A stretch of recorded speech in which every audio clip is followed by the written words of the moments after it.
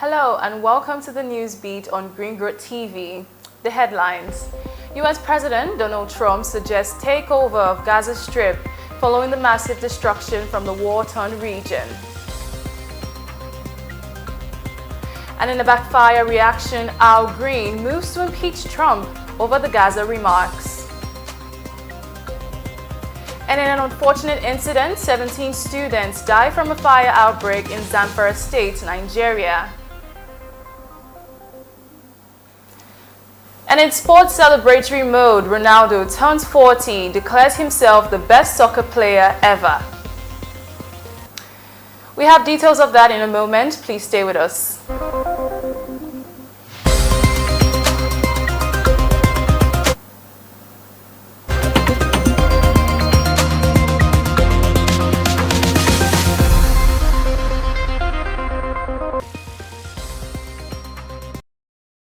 President Donald Trump has proposed that the United States take control of the Gaza Strip and permanently relocate U.S. residents and the Palestinian residents, rather, a suggestion that was swiftly rejected and criticized by both American allies and adversaries yesterday. Speaking at a White House news conference alongside Israeli Prime Minister Benjamin Netanyahu, Trump outlined a plan for the U.S. to assume ownership of Gaza's redevelopment to transform the war-torn region into what he described as the Riviera of the Middle East. Netanyahu, present during the remarks, expressed approval as Trump detailed the controversial proposal, which was met with immediate backlash from the international community. You are talking tonight about the United States taking over a sovereign territory. What authority would allow you to do that? Are you talking about a permanent occupation there? I do see a long-term ownership position, and I see it bringing great stability to that part of the Middle East and maybe the entire Middle East. And everybody I've spoken to, this was not a decision made lightly. Everybody I've spoken to loves the idea of the United States owning that piece of land, developing and creating thousands of jobs with something that will be magnificent in a really magnificent area that nobody would know. Nobody can look because all they see is death and destruction and rubble. He has a different idea. And I think it's worth paying attention to this. We're talking about it. He's exploring it with his people, with his staff. I think it's something that could change history. And it's worthwhile really pursuing this avenue. In reactions trailing Trump's proposal, United States Representative Al Green has announced plans to introduce a motion to impeach President Donald Trump, citing his threats to invade Gaza and assist Israel in what he characterized as ethnic cleansing.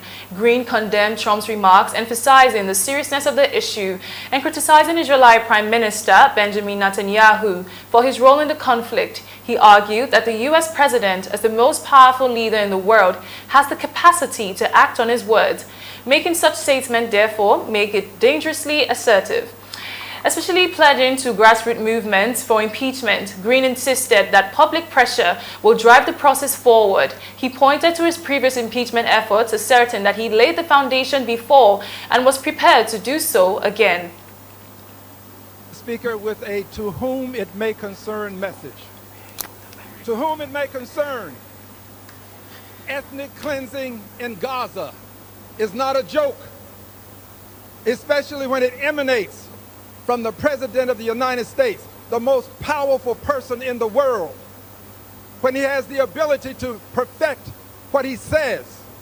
Ethnic cleansing in Gaza is no joke, and the Prime Minister of Israel should be ashamed, knowing the history of his people, to stand there and allow such things to be said.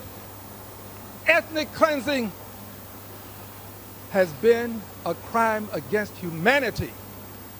And I stand here today in the well to denounce what was said, to denounce what the president said, to denounce the complicity of the Prime Minister of Israel, and to remind people that Dr. King was right.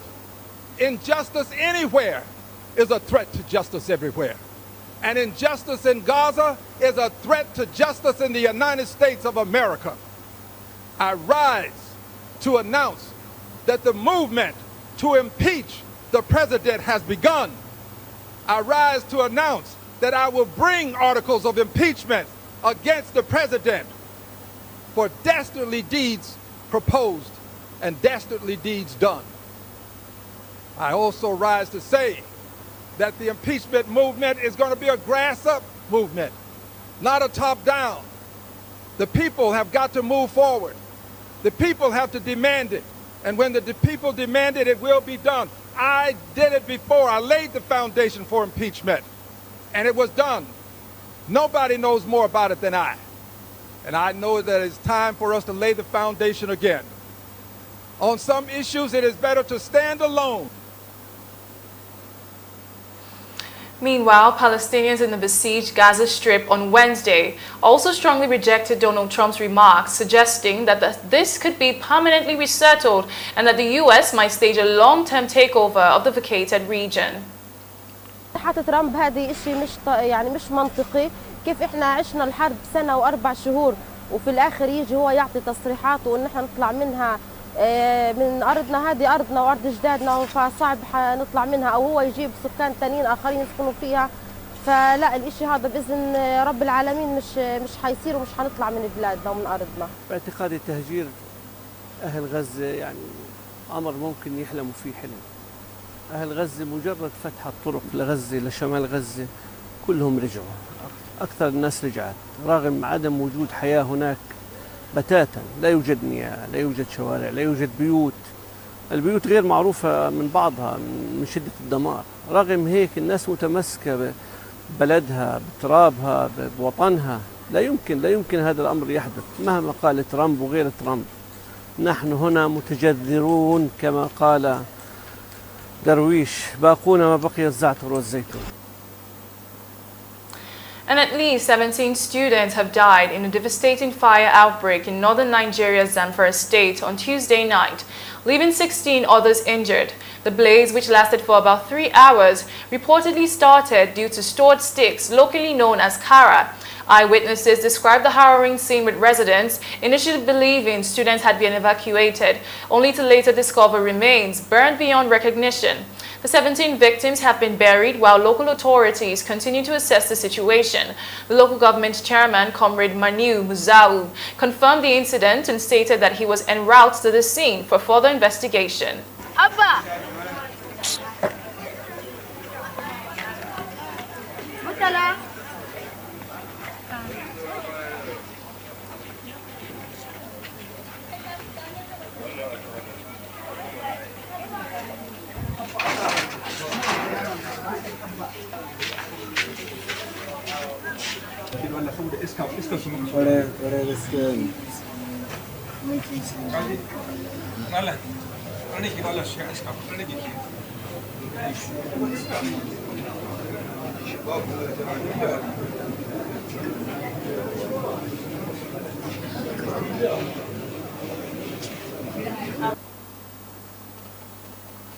And also 11 people, including the gunman, were killed in Sweden's worst mass shooting, which took place at an adult center education on the outskirts of Örebro, approximately 200 kilometers west of Stockholm.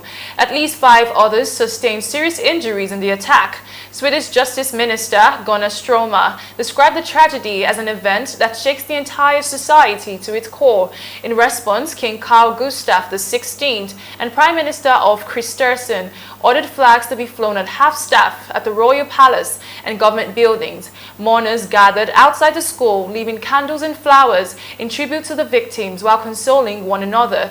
The shooting began on Tuesday afternoon, shortly after many students had left following a national exam. Survivors scrambled for cover, taking shelter wherever they could as gunfire erupted throughout the building. Authorities are continuing to investigate the circumstances surrounding the attack as the nation grapples with a devastating loss.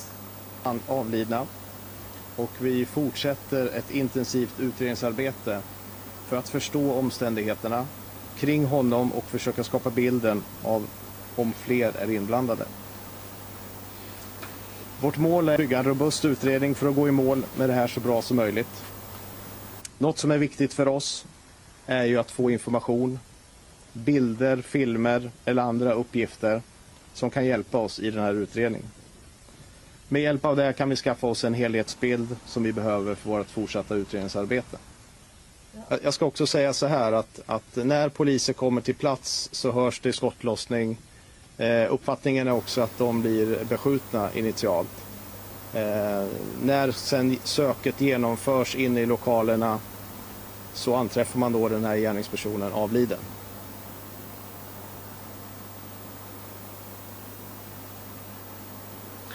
And Rwandan-backed M23 rebels have taken control of Nyabibwe, a mining town in southern Kivu province, Eastern Democratic Republic, I beg your pardon, of Congo, in what appears to be a violation of unilateral ceasefire.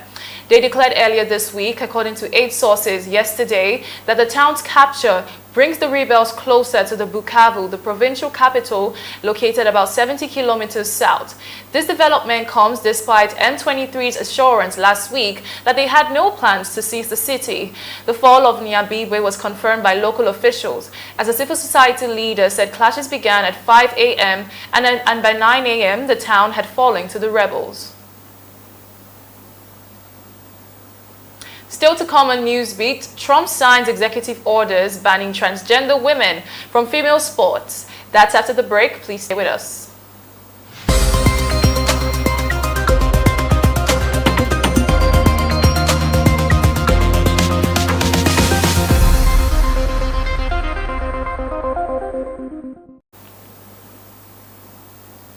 You're still watching Newsbeat on Green Growth TV. Every new year comes with differing weather seasons. This year, however, Nigerians may need to buckle up, as the Nigerian Meteorological Agency has predicted high-intensity rain, likely resulting to flash floods between May and June 2025 in coastal cities of the country. The Nigerian Minister of Aviation and Aerospace Development, Festus Keyamo, made this disclosure while presenting the annual climate predictions for the year 2025 in Abuja, the nation's capital, revealing that the onset of rain is predicted to be delayed over the northern and central states, and temperatures are expected to rise above the long-term average across the country. While concluding his presentation, Mr. Festus Keyamo advised persons engaged in rainfall agriculture and other rainfall-dependent activities to refer to the predicted onset dates in the seasonal climate prediction document or consult the Nigerian Meteorological Agency for further details. Over recent years, we have continued to observe unprecedented weather patterns that have tested our preparedness and resilience. From consistent warmer than normal temperatures to flash floods, the extremes of our climate are increasingly evident. These events serve as reminders that we must remain vigilant and we must continue to invest in sustainable practices, strengthen our infrastructure, and support communities that are most climate change impacts. Our seasonal climate predictions are not just about forecasting, they are about shaping our response to challenges ahead.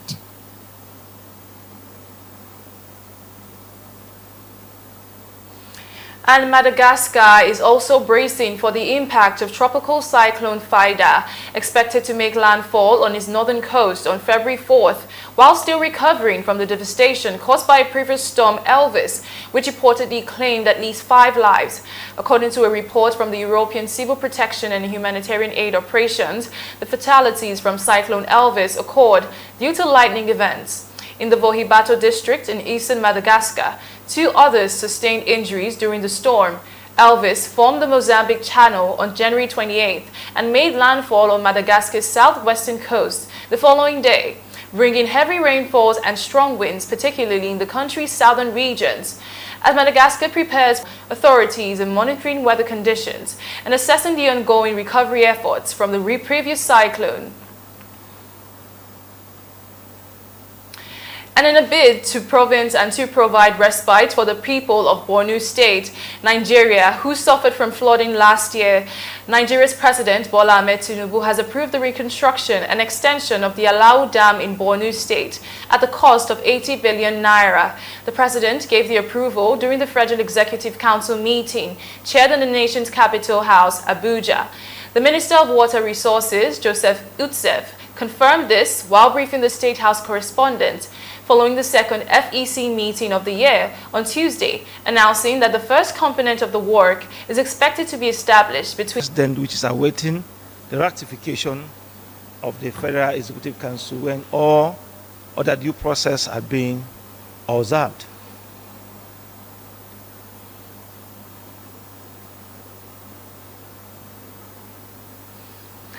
And in no shocking turn, the Trump administration has implemented sweeping changes at the U.S. Agency for International Development, USAID, putting dozens of senior officials on leave, laying off thousands of contractors, and freezing billions in humanitarian aid to the foreign nations. The sudden overhaul has left 8 organizations uncertain about the future of critical programs, including nutritional assistance for malnourished children. Secretary of the State Marco Rubio has taken steps to allow certain life-saving emergency programs to continue, but confusion over exemptions and concerns about permanently losing U.S. funding have stalled humanitarian and development work worldwide. USAID's Washington headquarters has also been closed to employees, and its website and official account on X have been taken down, reflecting the administration's broader crackdown on the federal agencies and foreign aid programs. Without congressional consent. My understanding is Secretary Rubio, who's the acting secretary, has no intention of shutting it down, but I do think it's worth taking a look at it and seeing how the money is spent. We've got oversight. If he goes too far, I'll be the first person to step up. He went too far. Elon Musk is trying to look at waste in government that continues to grow and grow and grow. Guys, if we don't come up with a structural approach for reducing the cost of government, we're all going to be confronted with a debt-driven fiscal crisis that nobody wants to see. It's not disruptive, it's destructive, and it's to his personal benefit. He is stealing information as well as business opportunities from competitors, and the president has to stop it. And Colombian President Gustavo Petro has directed the state-run oil company Ecopetrol to terminate its joint venture with U.S.-owned Occidental Petroleum, OXY, a project expected to produce around 90,000 barrels of oil per day. Citing environmental concerns, Petro opposed the agreement, which involved oil extraction through fracking, a method heavily criticized by environmental groups. In a nationally televised speech, Petro condemned the practice, stating that he is against fracking because fracking is a debt of nature and a debt of humanity. Ecopetrol had on Monday announced that it would renew its partnership with OXY in the Permian Basin, a major oil-producing region spanning Texas and New Mexico, investing over $880 billion to develop 91 oil wells, and signals a firm stance against fossil fuel expansion and a push towards cleaner energy alternatives. And in the exciting world of sports, Ronaldo, the former Real Madrid star, who now plays in Saudi Arabia, turned 40 yesterday, determined to prove that life begins at 40. In an interview on the eve of his birthday, he says that he has no doubt who should be considered the best soccer player ever, referring to himself as the greatest scorer in history. The prodigal star holds the most scoring record in men's international soccer, including most appearances with 227 and most goals with 135.